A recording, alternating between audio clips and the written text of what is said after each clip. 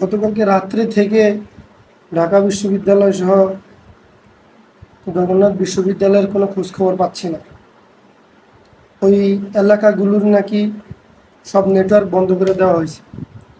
এখন কথা হচ্ছে,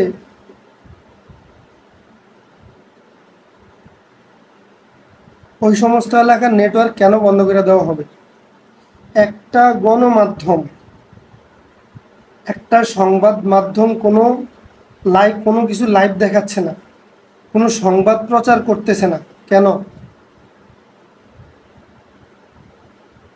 এই দেশ কি কারো একার? এই দেশ কি কারো একার? এই দেশ সবার।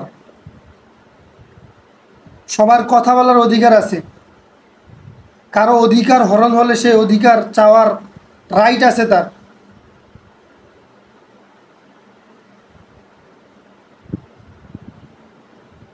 গতকালকে রাত্রে থেকে যে কোনো আপডেট আইতেছে না, কোনো আপডেট আসতেছে না, তারা কি অবস্থায় আছে, আমাদের ছাত্র ভাইয়েরা কি অবস্থায় আছে না আছে, কোনো খবর পাচ্ছি না, কোনো খবর পাইতেছি না, কোনো মাধ্যমে খবর পাইতেছি না। ইন্টারনেট সংযোগ বন্ধ, নেটওয়ার্ক বন্ধ, সব কিছু বন্ধ করে দিয়ে রাখছি কেন? ছাত্ররা তো কোনো অযৌক্তিক কোনো কিছু নিয়ে নামে নাই, খারাপ কোনো উদ্দেশ্যে নামে নাই, দেশে কোনো অরাজকতা সৃষ্টি করতে ছাত্রছাত্রীরা মাঠে নামে নাই, রাস্তায় নামে নাই। তাহলে কেন তাদেরকে এরকম লাঞ্ছনা করা হবে? তাদেরকে কেন অপদস্থ করা হবে? তাদের উপরে কেন চড়াও হবে? তারা তো কারো বিরুদ্ধাচরণ করতে নামে নাই মাঠে।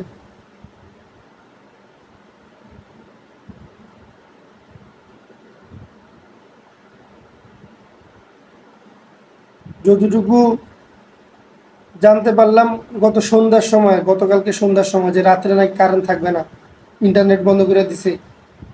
কি অবস্থা কাটলো সারা রাত, মানে কোনো আপডেটে পাইতেছি না, কোনো আপডেটে পাইতেছি না। আমাদের দেশের সংবাদ মাধ্যমগুলো কি করে?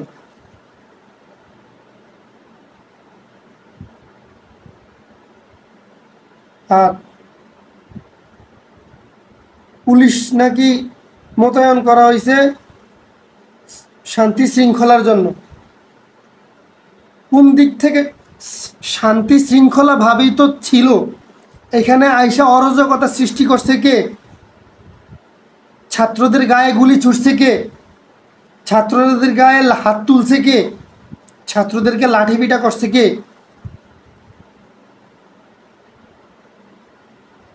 যেখানে পুলিশ নিজে, যেই সমস্ত পুলিশরা, ভিডিও ফুটেজ তো আছে, এখানে এইসব বিষয় তো তদন্ত করার কোনো কিছু নাই। যেসব বিষয়ের মধ্যে স্পষ্ট দেখা যাইতেছে পুলিশ গুলি করতেছে, ওদেরকে বহিষ্কার করা হোক, ওদেরকে আইনের আওতায় আনা হোক। আর যে সমস্ত পুলিশ এই ছাত্রভাইদের উপর অত্যাচার করছে, এগুলোর ভিডিও ফুটেজ আছে না? ওই সমস্ত এলাকায় কি কোনো ছাত্রভাই নাই? ওই সময় এলাকায় কি কোনো পুরুষ মানুষ বসবাস করে না? কোনো পুরুষ মানুষ বসবাস করে না তাদের এলাকায়? তাদের এই যে পুলিশগুলা এরকম করতেছে, ওদের আত্মীয় স্বজন কি কেউ নাই? ওদের আত্মীয় স্বজন বাইচে থাকলে যে জিজ্ঞেস করেন যে কুলাঙ্গার কীভাবে জন্ম দিছেন। কিভাবে একটা ছাত্র গায়ে গুলি করতে পারে? কিভাবে রক্তাক্ত করতে পারে একটা ছাত্র? যেই ছাত্রদের কারণে আজ বাংলাদেশ স্বাধীন, যেই ছাত্রদের কারণে আজ বাংলা ভাষায় কথা বলতে পারতেছি, যেই ছাত্রদের কারণে ৭১ যুদ্ধ হয়েছে, যে ছাত্রদের কারণে ৫২-এর ভাষা আন্দোলন হয়েছে, আজকে সেই ছাত্রছাত্রীরা রক্তাক্ত। তাদের পক্ষে কথা বলার কেউ নাই। বড় বড় কন্টেন্ট ক্রিয়েটাররা, হ্যাঁ, বড় বড় লেকচার দেওয়ার মানুষগুলো এখন আর পাইতেছি না, যাদেরকে মানুষ পাগলের মতো করে ফলো করতো, পাগলের মতো করে। তারা আজকে কোথায়? তারা এক একজনে গা বাঁচানোর মতো এক একটা স্ট্যাটাস দেওয়া শেষ, তাদের দায়িত্ব কর্তব্য শেষ।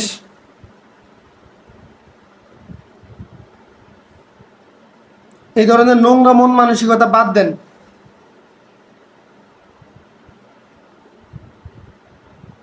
এই ধরনের নোংরা মন মানসিকতাকে বাদ দিয়ে নিজের আত্মাটা অন্তর্দ্বারে পরিষ্কার করেন। গা বাঁচানোর মতো পোস্ট দিয়া নিজেরে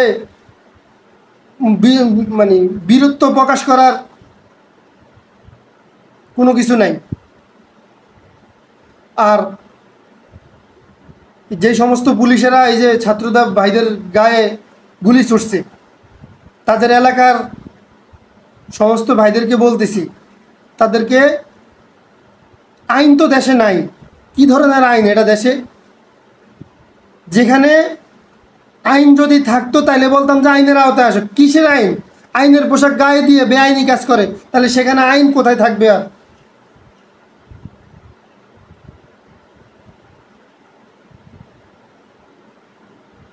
যে সমস্ত এলাকার পুলিশেরা এসব কাজ করতেছে, ওই সমস্ত এলাকার ছাত্র ভাইয়েরা আপনারাই আপনাদের বিচার করেন। এদেশে আইন নেই, কার কাছে বিচার দিবেন?